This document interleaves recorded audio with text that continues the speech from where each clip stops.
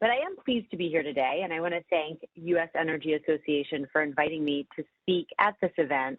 It's great to be able to share the virtual stage, so to speak, with my colleagues from across the energy value chain. The Interstate Natural Gas Association of America represents the vast majority of the interstate natural gas transmission pipeline companies in the United States and Canada, operating almost 200,000 miles of pipeline. This infrastructure is vital to ensuring that homes are heated in the winter and power plants can operate around the clock and industry can invest in their communities. But we are facing challenges today that impact homes and businesses alike. We're in the midst of a global energy crisis driven by robust demand for traditional fuels, especially natural gas. Energy prices in Europe have skyrocketed, and Asian countries continue to buy up cargoes of LNG to power their own economies. We are not immune to this crisis in the United States. And concerningly, there are warning signs that policymakers are ignoring while also pursuing policies that could potentially worsen the situation. In the fall, the U.S. Energy Information Administration warned that home heating bills this winter could be 30% higher than last year, driven by rising demand for natural gas. But what did our policymakers do about it? So Congress threatened to impose a new tax on natural gas, which is still being considered as part of the budget reconciliation package. 1 month after EIA's report, the U.S. Department of Interior released a report signaling its intention to restrict or otherwise raise the cost of producing oil and natural gas on federal lands. A handful of cities have announced intentions to ban natural gas in new homes and businesses, and the governor of New York has thrown her support behind a statewide ban. And just this month, the White House announced it intends to block oil and gas leasing in parts of Alaska. The Federal Energy Regulatory Commission, or FERC, their reviews of proposed natural gas infrastructure investments has slowed significantly as the commission considers a new policy statement. Concurrently, EPA is urging FERC to pause approvals of new natural gas projects until the commission implements more aggressive climate assessments. All of these send signals to the market that discourage domestic production of natural gas and domestic infrastructure investments. Coupled with the rising cancellations of new pipeline infrastructure in recent years, it's not hard to see why energy prices are rising.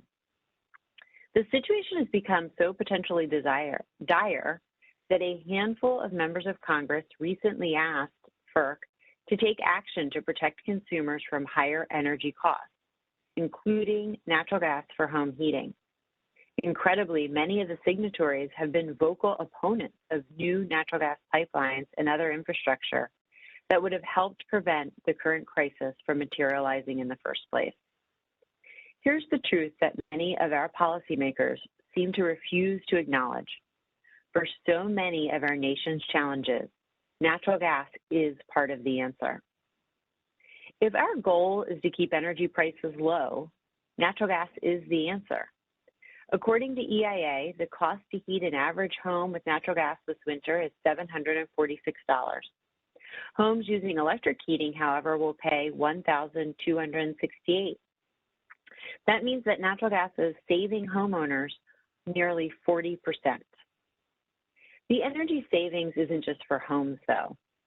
The abundance of natural gas has allowed for a domestic manufacturing renaissance.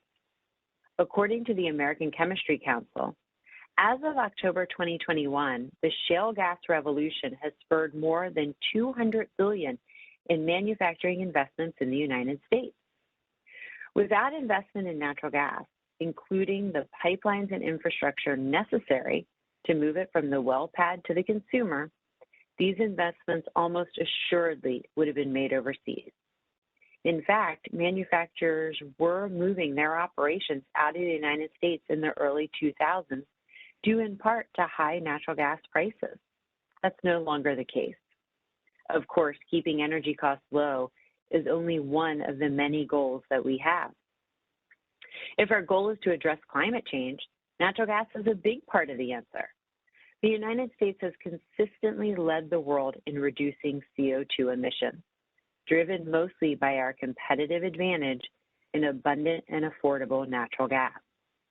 In fact, over the past 15 years, no fuel has done more to reduce carbon dioxide emissions in the United States than natural gas. Since 2006, the switch to natural gas in the electric power sector has prevented nearly 3.4 billion metric tons of CO2 from being emitted. That's about 58% more savings than what we have achieved with all zero carbon emission sources combined over the same period. We should all be proud of the success we have had as a country in addressing climate change, but INGAA's members consider it just the beginning. Last year, INGAA released our 2021 climate statement, including working as an industry towards reaching net zero GHG emissions from natural gas transmission and storage operations by no later than 2050. And that would be supported by necessary technology advancements and sound public policy initiatives. INGAA also supports federal methane standards, and their members have a long history of minimizing methane emissions from our operations. Our industry is not only willing to be part of the solution on climate change, we are already delivering the solutions necessary to help address the challenge. If we want to strengthen our position as a global energy leader, natural gas is the answer. The energy security benefits of natural gas have become crystal clear in recent months. For years, Europe has prioritized the development of renewable energy. Opposition from environmental groups put additional pressure on policymakers not to make investments in natural gas infrastructure on the mistaken belief that those dollars would instead flow to equivalent amount of renewable energy. That did not happen. As a result of these factors and a rapid increase in demand as economies reopen from COVID-19 lockdown, Europe is suffering from natural gas shortages and rising energy prices. Natural gas storage levels in the EU are at an all-time low, of 56%. The continent has become more dependent on imported gas from Russia. European households are on track to pay an average of 54% more for energy than just 2 years ago. Not long ago, we would not have been able to do much about the suffering of our European friends. Today, the United States leads the world in LNG exports, and we are a major supplier of LNG to the continent. Last month, Europe overtook Asia as the largest destination for exported U.S. LNG. Natural gas produced in the United States has a lower methane intensity than many of Europe's other suppliers, which means that U.S. LNG cargo is helping to reduce emissions. I mentioned Russia a moment ago. Thanks to our strategic advantage with natural gas, our ability to counter their influence in Europe is no longer limited to our State Department. It's also from the roughnecks and pipeliners in Texas, New Mexico, Louisiana, and Pennsylvania. But we should not just help our friends in Europe through this crisis. We should also learn from their experience so that we don't replicate it here in the United States. We must continue investing in American energy, not restricting it, whether it's renewable energy technologies or traditional fuels like natural gas. As Europe has discovered, you cannot ban your way to clean energy without threatening affordability and reliability. In fact, bans and restrictions will only make it harder to produce clean energy, which brings me to my next topic. If we want to expand the use of renewable energy, natural gas is the answer.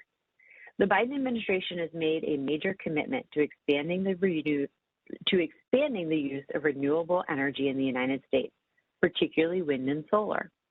But we all must recognize that these technologies are complementary to natural gas, and they require a robust natural gas infrastructure to ensure affordability and reliability. For example, research from the National Bureau of Economic Research found a correlation between the growth of natural gas for power generation and the increased deployment of renewables. This win-win delivers lower costs for consumers while also continuing to reduce greenhouse gas emissions and ensuring energy reliability. It's not by accident that states like Texas, Oklahoma, Florida, and California rely heavily on natural gas for their electricity, while also being major markets for renewable energy. Recently, 2 state agencies in Virginia released a report on how the state can meet its decarbonization target by 2045. Unsurprisingly, they highlight the market advantages that renewables have, especially utility-scale solar. But they also caution against prematurely shutting down the state's natural gas infrastructure, which is necessary to maintain both reliability and affordability. The report suggests that a ban on natural gas and other existing fuel sources could actually make it harder to meet the state's climate goals, as it would discourage technological innovation and remove flexibility. Once again, we can learn from our European allies. After the energy crisis they have faced this past year, the EU is now properly considering natural gas as the sustainable energy source it is, not to the exclusion of renewable energy, but alongside it.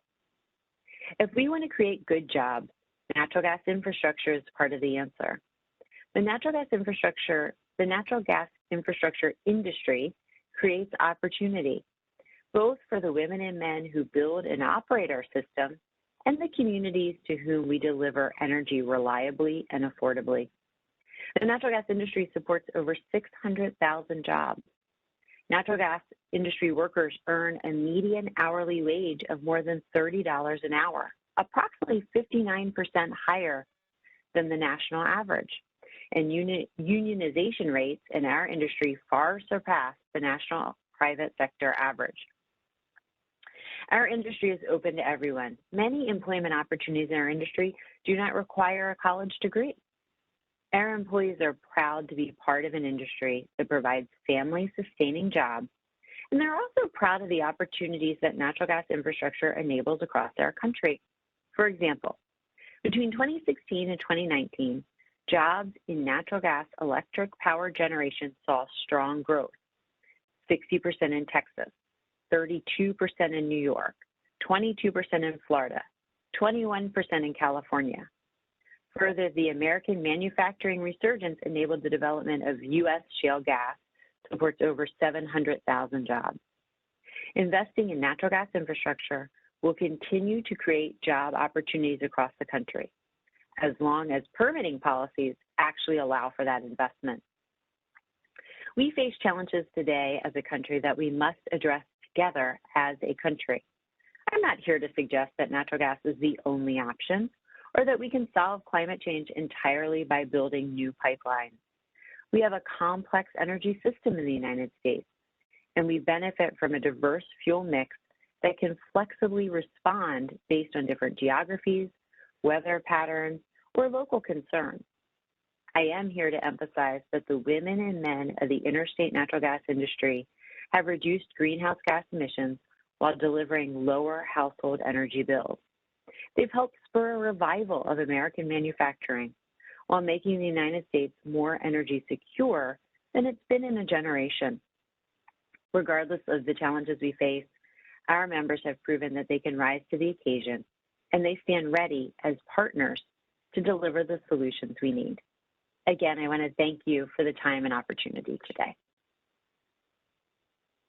Amy, thank you for joining us here today and emphasizing the importance of natural gas and natural gas pipelines to the energy security, clean energy transition, and affordability of our nation's energy supply.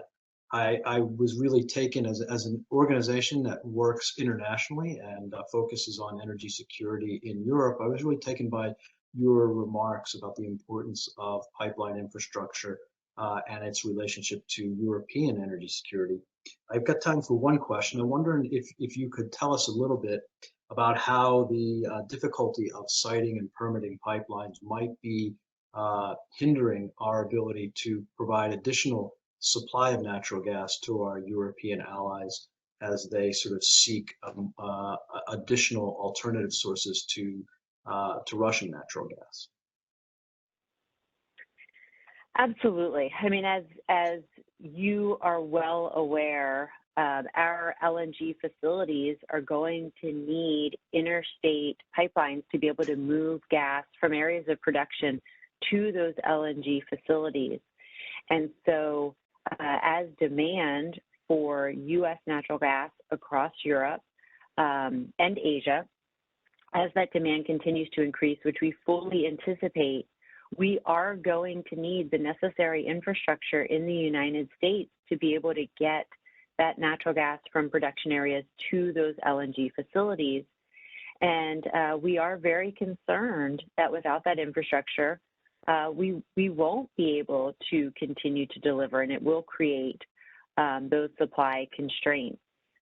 That's looking at the international implications.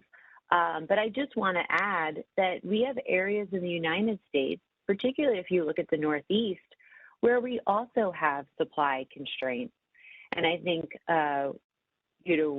you can't say that everywhere in the United States supply constraints are driving up energy prices, but I do think that that's a really fair argument for us to be able to make, particularly in the Northeast, which clearly is not receiving enough natural gas due to a lack of infrastructure. Well said, and we appreciate your thoughtful leadership on this issue, and we look forward to speaking with you again in the near future. Thanks for joining us, and sorry for the audio difficulties. No, thank you, and I apologize. I actually think it's on my end, so I need to go have someone smarter than me help me figure out what's going on with my audio. Thank you. Okay, thank you so much.